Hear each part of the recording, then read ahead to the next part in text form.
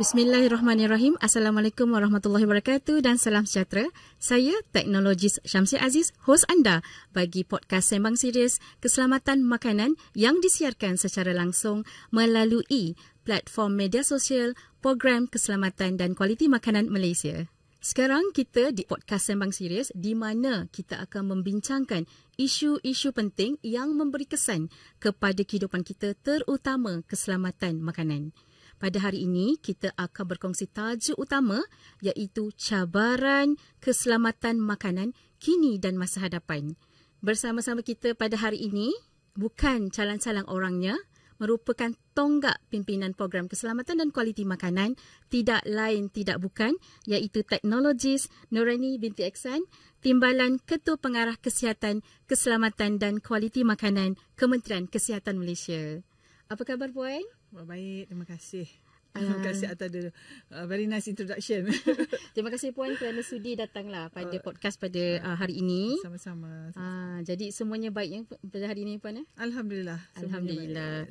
Jadi Puan, sebenarnya kita lebih kepada nak membincangkan isu-isu tentang keselamatan makanan. Seperti Puan sedia maklum, dalam Keratan Akhbar Yang Berhormat Menteri Kesihatan di persidangan Keselamatan Makanan Kebangsaan tahun lepas, tak silap saya ada baca menyatakan bahawa Program Keselamatan dan Kualiti Makanan ini sebagai gatekeeper bagi memastikan keselamatan makanan di Malaysia. Boleh tak Puan terangkan sedikit, kongsikan bersama pendengar sebenarnya apa peranan Program Keselamatan dan Kualiti Makanan di Malaysia ini? Okey, terima kasih.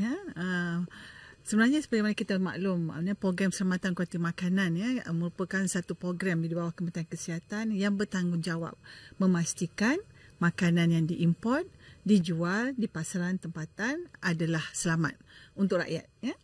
Jadi kita merupakan gatekeeper, atau kita yang memastikan bahawa makanan-makanan tersebut dijual melalui pemantauan, aktiviti-aktiviti pemantauan kita di mana kita mengambil sampel, kita menjalankan penguatkuasaan, dan itu adalah kita melakukannya di sepanjang rantaian makanan. Bermaksud kalau produk makanan itu diimport dari negara luar, daripada pintu masuk sendiri.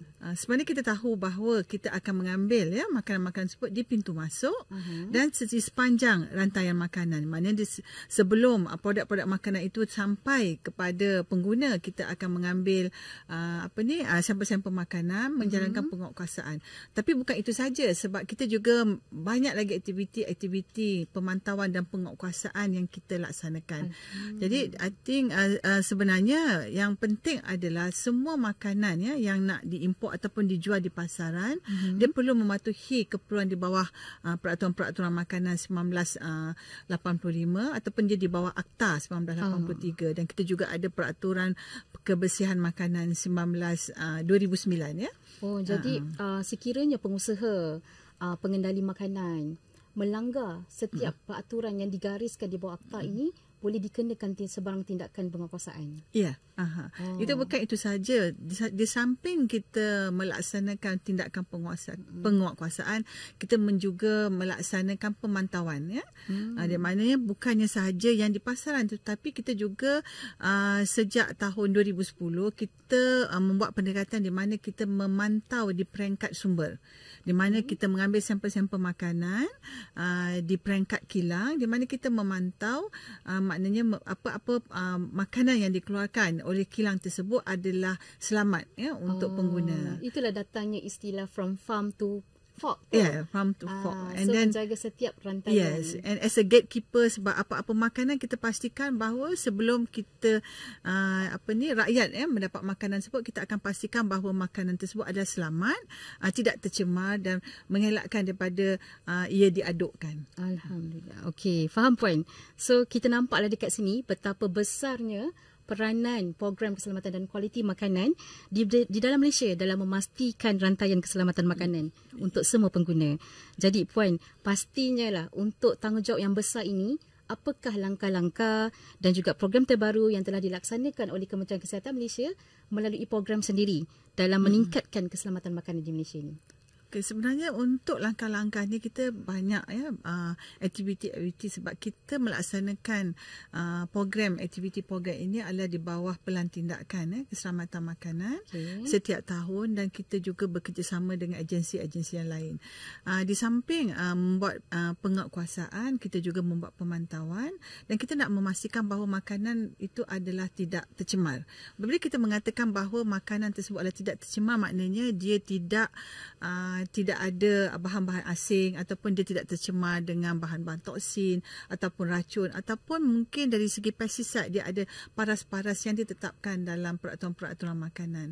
Dan kita banyak program-program yang kita laksanakan oleh Kementerian Kesihatan bagi memastikan dari segi makanan itu tersebut, tapi juga dari segi pengendalian makanan tersebut. Seperti contohnya di bawah peraturan kebersihan makanan 2009, di mana antara mandatory punya requirement ataupun keperluan yang mandatory yang perlu diikuti oleh setiap pengendali makanan adalah mereka perlu menjalani latihan pengendali makanan di sekolah-sekolah yang diiktiraf oleh Kementerian Kesihatan, dan juga dia perlu mendapatkan vaksinasi typhoid.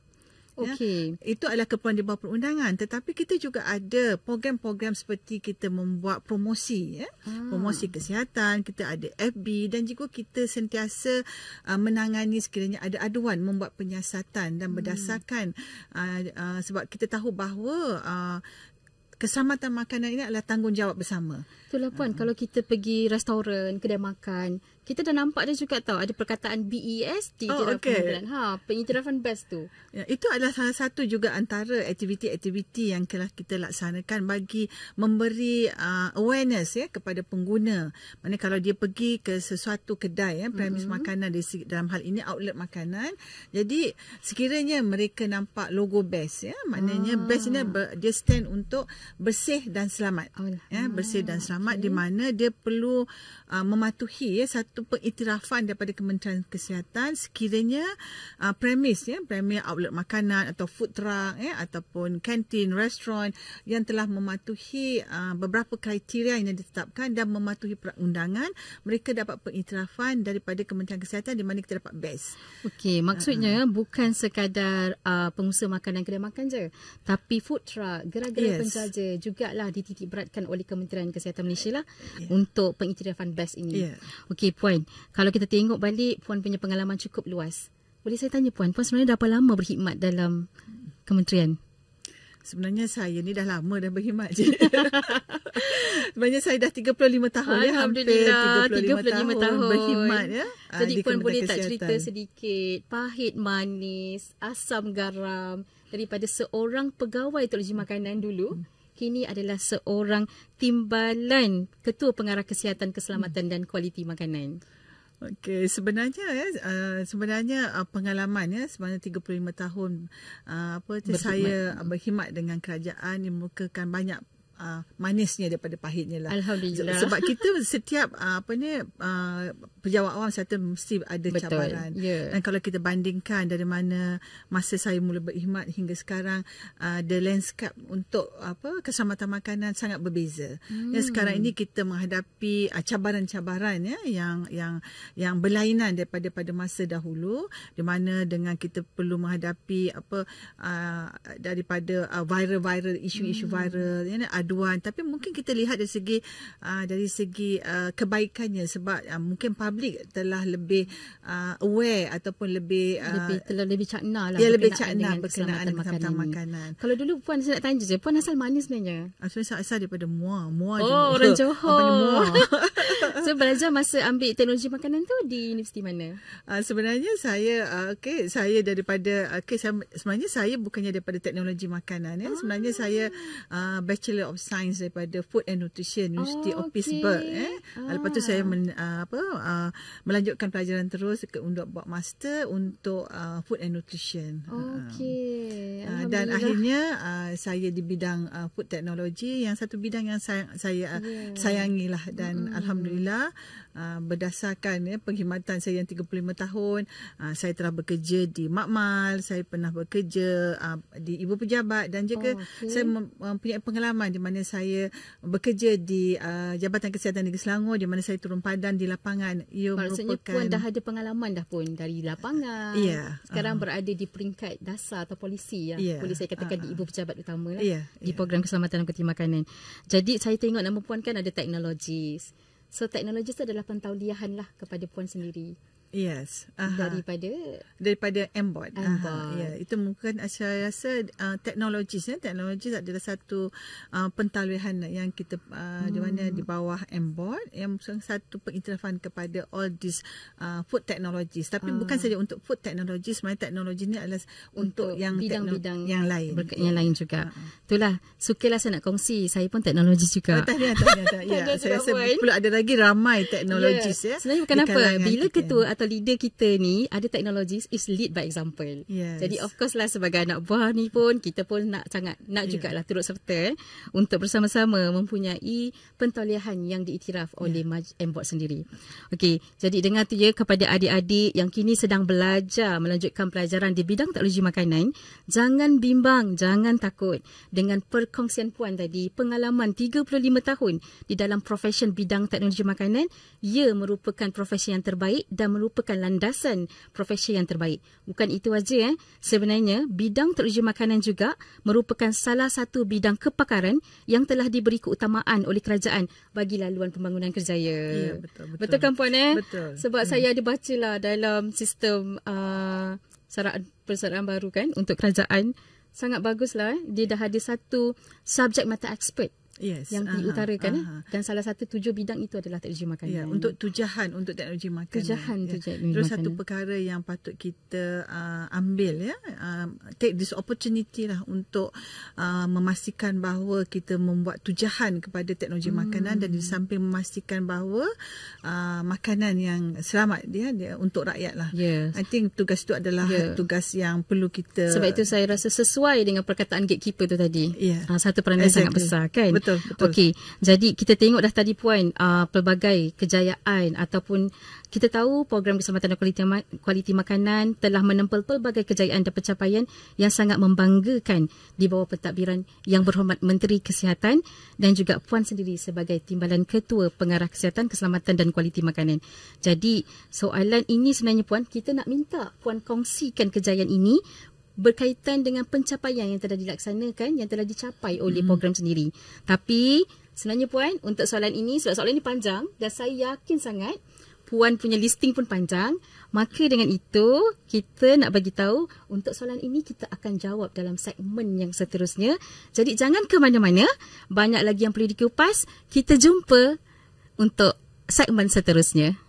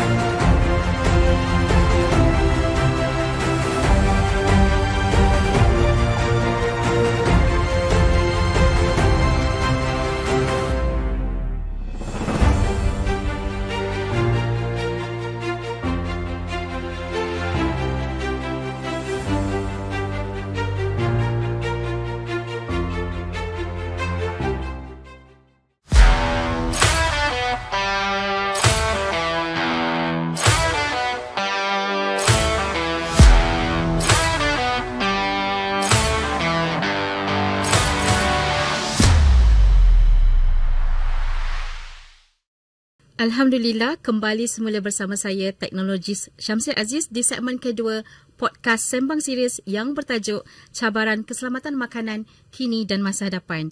Masih kekal bersama saya, teknologis Nurani Eksan.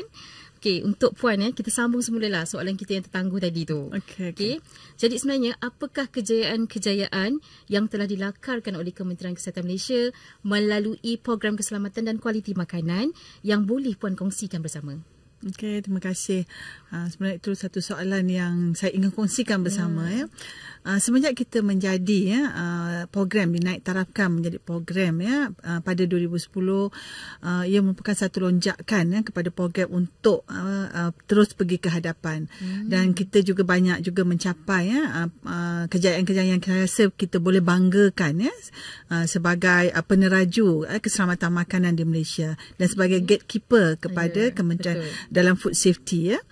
Dan antara kejayaan-kejayaan yang boleh dibanggakan adalah Malaysia merupakan tuan rumah dan juga merupakan chair ataupun pengerusi untuk Codex Committee on Fats and Oil yang merupakan satu subsidiary komiti di bawah WHO, Badan Kesihatan Sedunia, dan juga FAO, yang mana sejak tahun 2009 dan kita telah mempengerusikan sebanyak 7 mesyuarat, dan pada tahun lepas kita mempengerusikan mesyuarat tersebut yang telah dihadiri oleh lebih daripada 40 negara. Dan untuk kodeks ini dia merupakan member untuk kodeks adalah 189 countries. Dia mesyuarat itu maksudnya setiap kali bersidang lah. Kita sebagai tuan rumah, kita sebagai pengerusi sekretariat dan juga tuan rumah. Dan ia adalah satu pengiktirafan kepada Malaysia di peringkat antarabangsa. Ada berapa ke Puan persidangan ni setiap kali? Dia setiap 2 tahun sekali. Setiap 2 tahun sekali. Dan yang keduanya juga kita juga patut berbangga di mana kita telah dapat penyerahan National Centre of Food Safety baru-baru ini pada bulan Disember 19 Disember tahun lepas 2024, di mana dengan penyerahan di National Centre of Food Safety, maknanya kita merupakan satu scientific arm di mana kita dapat menjana data-data saintifik melalui this National Centre for Food Safety. Itu adalah merupakan satu kejayaan dan juga cabaran kepada kita untuk memastikan bahawa expectation daripada peringkat pengurusan tertinggi dan juga rakyat dengan bangunan yang gah. Itulah. Dan juga saya nak cakap juga sungguh gah bangunan ni daripada luar. Alhamdulillah. Kan kita boleh nampak dia punya signature macam tudung saji. Tudung saji sebab ia melambangkan satu ikon masa tahun 2003 kalau tak silap saya, di bawah kempen kebersihan makanan, kita menggunakan tudung saji ni sebagai ikon untuk simbol simbolik keselamatan makanan, menutup makanan jadi kita menggunakan tu dari sebagai mercu tanda lah ikon untuk National Centre for Food Safety. Jadi tak hairanlah pengarah kanan sebelum ini dinaik taraf kepada timbalan ketua pengarah. Itu adalah satu juga kita patut bersyukur sebab dengan pengiktirafan tersebut di bawah kepimpinan yang berhormat Menteri Kesihatan sekarang, Datuk Seri Zulkifli, di mana pada tahun lepas di mana program keselamatan makanan kalau dulu diterajui atau diterajui oleh pengarah kanan, telah dinaik tarafkan kepada timbalan ketua pengarah kesihatan program keselamatan kualiti makanan. Okey, maksudnya untuk keseramerataan dengan program-program yang lain. Tapi di negeri masih lagi dipanggil sebagai bahagian keselamatan dan kualiti makanan. Di negeri masih diketuai oleh timbalan ketua pengarah timbalan pengarah kesihatan negeri. Okey. Jadi kita nampaklah betapa hebatnya program ini seiring dengan keperluan dan kehendak industri serta pengguna dalam memastikan segenap lapisan masyarakat sentiasa cakna dengan isu keselamatan makanan dengan inisiatif dan juga pencapaian yang telah dilistingkan. Tapi ada satu lagi yang mungkin saya nak highlight. Kalau kita listkan tu memang banyaklah. Cuma satu lagi yang ingin saya nak tekankan yang saya amat penting berkenaan dengan dasar keselamatan makanan kebangsaan, di mana telah pun diluluskan oleh Jemaah Menteri bersama dengan Pelan Tindakan Keselamatan Makanan pada tahun lepas. Maksudnya keselamatan makanan dia ada dasar. Dasar keselamatan makanan DKMM 2.0. Ia adalah merupakan satu penambahbaikan daripada dasar keselamatan makanan yang sebelum ini. Itu merupakan satu pencapaian sebab cabaran-cabaran dan dengan pelan-pelan tindakan itu kita akan dapat pergi lebih jauh dan untuk memastikan bahawa keselamatan makanan ini terjamin lah, maknanya untuk rakyat. Betul. Maksudnya dia bukan lagi lah satu perkara yang kecil saja. Dia ada satu agenda negara lah. Dia jadi satu dasar keselamatan makanan.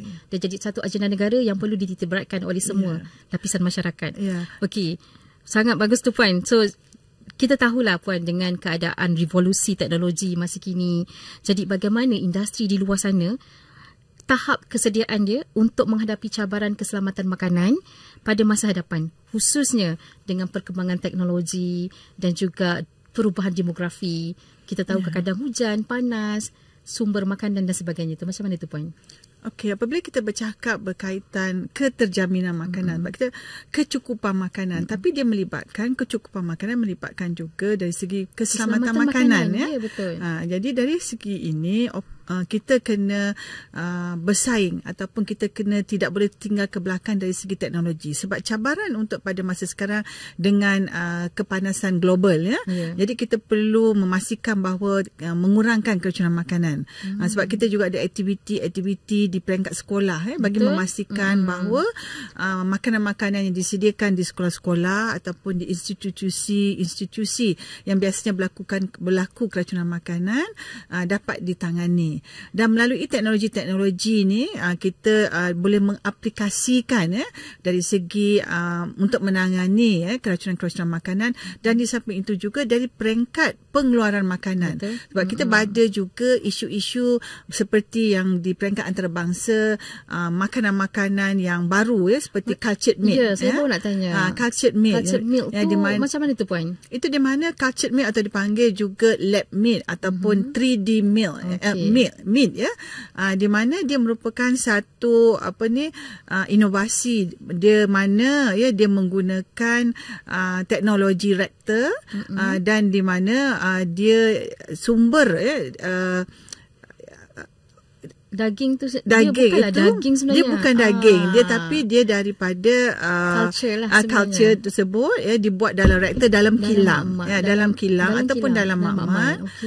Dan untuk di Malaysia sekarang kita telah pun membentangkan dari segi polisi dan kita sedang melihat dari segi kebolehlaksanaan sebab dia banyak berkaitan dengan etika dari segi keselamatan dan untuk negara-negara lain, sebab sekarang ini hanya beberapa negara saja yang membenarkan. Membenarkan penggunaan cultured meat itu. Maksudnya dalam Malaysia masih lagi discussion, masih lagi dalam perbincangan. Masih bukan dia dari segi perbincangan, masih untuk melihat kebolehlaksanaan dan dari segi melihat perkembangan standard di peringkat antarabangsa di mana kita refer kepada kodeks Di samping itu juga I think teknologi-teknologi seperti untuk memastikan bahawa kita punya industri utamanya IKS industri IKS dapat bergerak seiring dengan teknologi semasa dan kita cakap juga berkaitan dengan AI itu adalah antara cabaran-cabaran dari segi teknologi. Di samping itu juga dengan teknologi-teknologi juga kita menghadapi cabaran yang lain di mana sekiranya ada isu-isu berkaitan yang viral berkaitan keselamatan makanan macam yang di media sebab dia akan laju sahaja. Jadi kita menghadapi cabaran dan untuk program kita untuk menangani bagi memastikan bahawa perkara itu dapat ditangani. Jadi itulah cabaran-cabaran sebenarnya. Kita. Sebab itulah Puan. Sebenarnya kalau kita tengok balik, tapi dalam masa yang sama apa yang saya boleh kongsikan, saya nampak program sangat bersedia dengan setiap cabaran dan juga teknologi yang revolusi teknologi ini. Jadi Puan, kita ni pun dah nak sampai ke penghujung podcast sebenarnya ni. Jadi sebelum kita akhiri Puan, biasalah bila kita nak akhiri ni Puan ada pengalaman 35 tahun. Jadi saya suka sangat sekiranya Puan dapat kongsikan pesanan, nasihat kepada semua pendengar podcast tentang pentingnya menjaga keselamatan makanan di negara kita. Okey, sebenarnya keselamatan makanan adalah tanggungjawab bersama. Betul. Itu merupakan tagline dan setiap 7 Jun merupakan Hari Keselamatan Makanan Sedunia. Setiap 7 Jun adalah Hari Keselamatan Makanan Sedunia, bukan di Malaysia ya, Hari Makanan Sedunia. Jadi kita perlu sentiasa memastikan bahawa keselamatan makanan tu diambil berat, dan juga kita perlu menasihatkan ya, sebab dia adalah tanggungjawab bersama dari pihak kerajaan, pengguna dan juga industri. Betul. Dari pihak untuk pihak pengguna, kita ingin mengingatkan bahawa apabila membeli makanan tu dia perlu melihat pilih dan perhati dan pilih. Dan untuk mengelakkan keracunan makanan untuk anak-anak, maknanya kita selalu mewar-warkan ya, sebenarnya kempen lihat idu rasa. Perhati pilih lihat idu rasa ni, maksudnya sebagai pengguna dah tahu dah. Kena tengoklah dulu keadaan persekitaran premis kan, gerai betul. Sebabnya kita boleh nampak kalau kita sebagai pengguna pun tak cakna dengan situasi itu, itulah berlakunya kejadian keracunan makanan. Sebab kalau kita tengok balik konsep lihat idu rasa tadi puan. Jadi macam mana sebenarnya lihat idu rasa ni, kita lihat sama ada makanan itu baik untuk dimakan ataupun tidak. Hidu tu pun samalah. Dan rasa sebelum kita pastikan makanan itu selamat ataupun tidak. Okey. Jadi sebenarnya banyaklah program-program lain. Saya ada nampak juga puan ada logo mesti GMP. Itu semua di bawah program keselamatan dan kualiti makanan. Sebenarnya untuk program mesti di mana logo. Jadi saya juga ingin menasihatkan pengguna sekiranya nak beli makanan, cari yang ada logo mesti, sebab kita dapat pastikan bahawa kilang-kilang ini telah pun melaksanakan program jaminan keselamatan makanan, di mana mesti merupakan salah satu persijilan yang diiktiraf dan diberikan oleh Kementerian Kesihatan. Maknanya dia mematuhi segala keperluan di bawah standard yang telah ada dalam Food Hygiene Regulation ataupun peraturan kebersihan makanan. Saya setuju puan. Jadi sebenarnya kalau kita tengok balik begitu tersusun pesanan yang telah disampaikan oleh puan TKPK kita.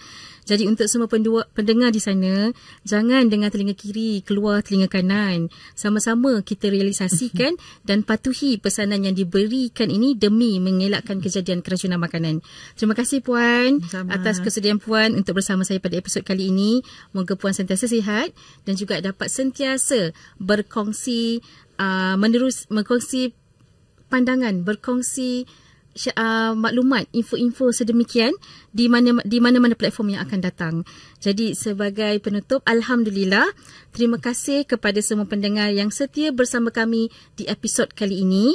Kami berharap perbincangan ini dapat memberi manfaat kepada tuan-tuan dan puan-puan, kepada semua pendengar berkaitan dengan keselamatan makanan yang kita hadapi kini dan masa hadapan. Jangan lupa untuk mengikuti podcast Sembang Serius untuk lebih banyak perbincangan menarik pada masa akan datang. Like, follow and share Facebook Program Keselamatan dan Kualiti Makanan sehingga kita berjumpa lagi.